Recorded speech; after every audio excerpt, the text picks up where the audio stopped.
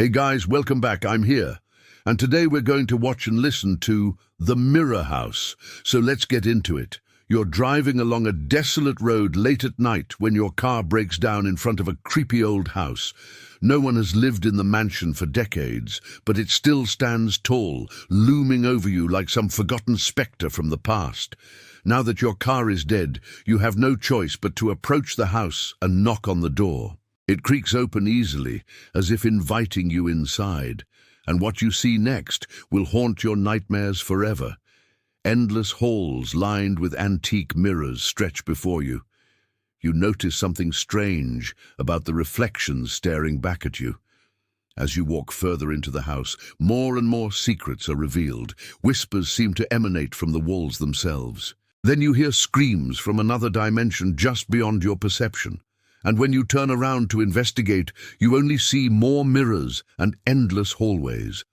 The 7 friends had been driving all night and were desperate for gas when they saw the abandoned mansion in the distance. It looked like a good place to stop for the night, so they decided to approach it cautiously.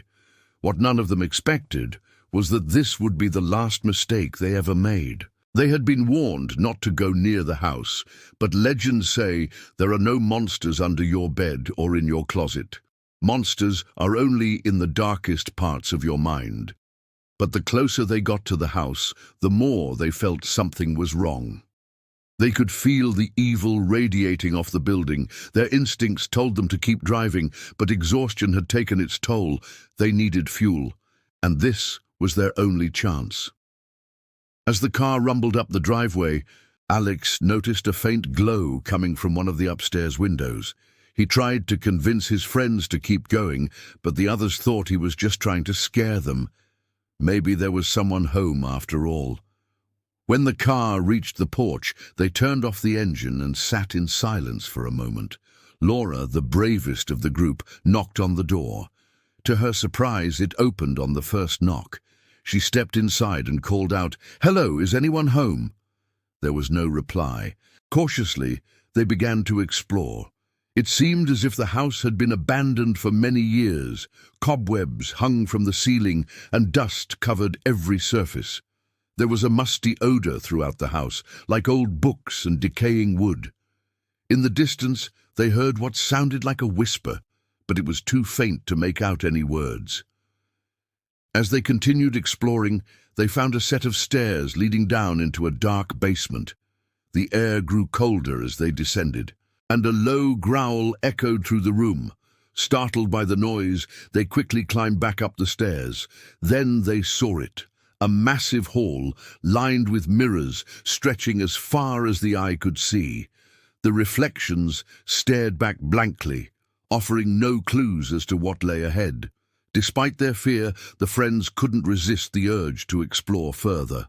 They had no idea that once they stepped into that hallway, there would be no turning back. The whispers grew louder now, and Laura could make out the words, "Turn back, turn back." But the others pressed on, eager to discover what secrets the house might hold.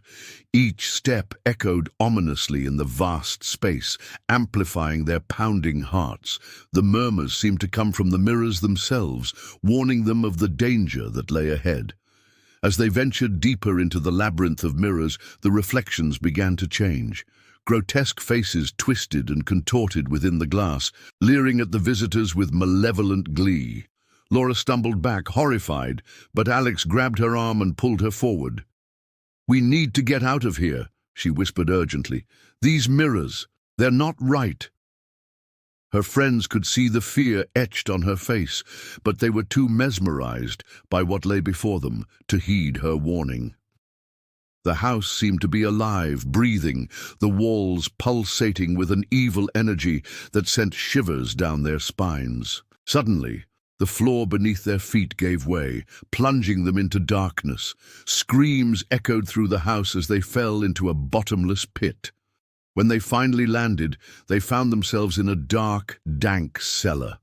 Cobwebs brushed against their skin, and the stench of decay filled their nostrils. In the dim light filtering through cracks in the ceiling, they saw writing on the walls. They approached closer and realized with growing horror that the inscriptions were ancient and indecipherable. Panic surged through them as they realized they were trapped in a nightmare from which there would be no awakening. Then, as suddenly as it had begun, the ground shook violently. The cellar walls started to crumble, and the friends ran for the only exit they could see. Back in the mirror maze, the reflections had changed again. Now they showed each of the friends being chased by a shadowy figure with glowing red eyes. They didn't know it yet, but the creature in their reflections was real, and it wanted to play a deadly game of cat and mouse. They raced through the hall, their breath heavy in their chests, the sound of their own footsteps echoing their terror. They could hear the creature behind them, its heavy panting growing louder with every passing second. One by one, their friends began to stumble and fall, their faces twisted in masks of terror. Laura and Alex clung to each other, running blindly through the endless maze of mirrors. But there was nowhere to hide, nowhere to escape. The creature was closing in, its icy fingers brushing against their necks. Then, just when they thought all hope was lost, they saw a light in the distance. Rushing toward it, they burst through a wall of mirrors and found themselves in a small room. Gasping for breath, they pressed their backs against the wall, trying to catch their breath. In the corner of the room, they saw a single door. With trembling hands, Laura and Alex pushed it open and stepped outside. They had made it. They were finally free from the clutches of the creature, but their joy was short-lived. As they turned to help their friends, they saw the horrifying truth. Their companions were gone, vanished into thin air. All that remained was their terrified laughter echoing in the empty hall. As Laura and Alex stood there in the cold, hard light of day, they realized that the house had claimed another 2 victims. The creature had won again. And deep down, they knew that their own reflections were next. There was nowhere left to run, nowhere else to hide. They were trapped in the mirror house forever. The creature emerged from the mirror, its eyes glowing red in the darkness. It lunged toward Laura and Alex, its icy fingers wrapping around their throats. Their screams echoed through the house, a final testament to their terror. In the end, there was nothing left but echoes in the endless halls.